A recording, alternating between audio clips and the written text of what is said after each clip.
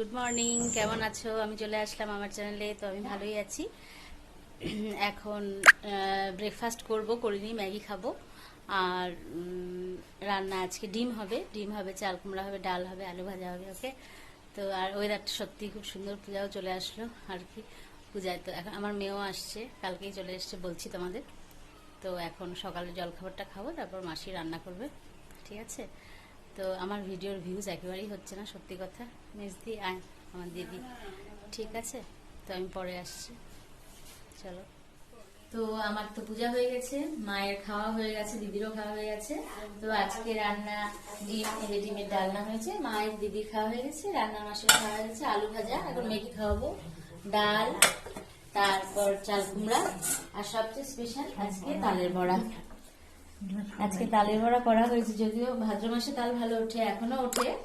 তো আমার দিদি এসেছে না মিরাট থেকে, ও তো খাবে, এই জন্য আজকে বানানো হলো তালের বড়া। তো আজকে আমরা বিকালে তালের বড়া খাবো। ওকে, ঠিক আছে। তো এখন মেয়েকে খাইয়ে দিই, পরে আসছি।